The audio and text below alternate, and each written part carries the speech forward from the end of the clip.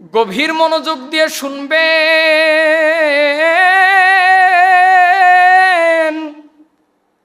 আল্লাহ তাআলা ডাক দিয়া বলেন, নবীজি আজ থেকে বহু বছর আগে এই পৃথিবীর জমিনে এই মানুষগুলো যখন বেঈমান ছিল, মানুষগুলোর মধ্যে যখন ঈমান ছিল না, মানুষগুলো যখন উলঙ্গ অবস্থায় কাবা তাওয়াফ করত, একজন আরেকজন যৌবনের আদান প্রদান করত, যেই মানুষগুলো আল্লাহ ভোলা ছিল, যেই মানুষগুলো ঈমান হারা ছিল, এই ঈমান হারা মানুষগুলোকে আমি আল্লাহ ঈমানওয়ালা করার জন্য নবী গো আপনার উপর নাজিল করে দিলাম পবিত্র কোরআন। বলেন সুবহানাল্লাহ। এরপর আমার আল্লাহ কোরআন নাজিল করে কোরআনের মধ্যে জানায়া দিলেন, নবীজি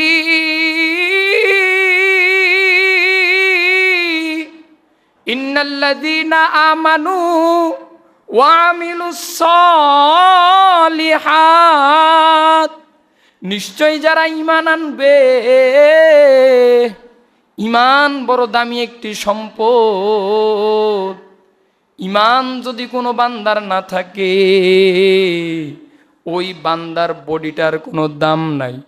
আর যদি কোনো ব্যক্তির ঈমান থাকে, ব্যক্তিটা যদিও গরিব হয়, ব্যক্তিটা যদিও কালো হয়, ব্যক্তিটা যদিও খাটো হয়, ব্যক্তিটা যদিও দুর্বল হয়, কিন্তু যদি ঈমান থাকে,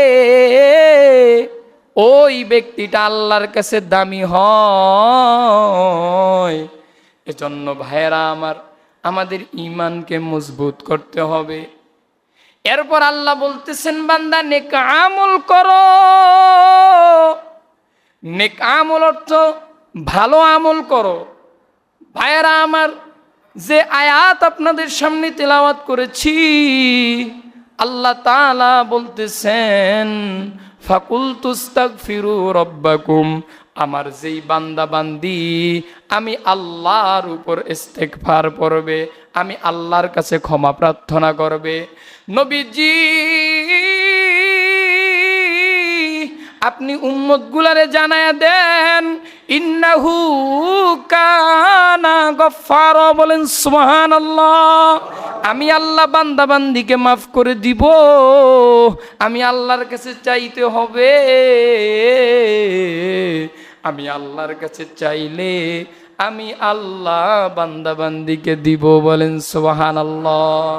যেমন আমার আল্লাহ বলেন, উদউনি আস্তাজিব লাকুম, কেউ যদি আমি আল্লাহকে ডাক দেয়, আমি আল্লাহ তার ডাকে সাড়া দেই।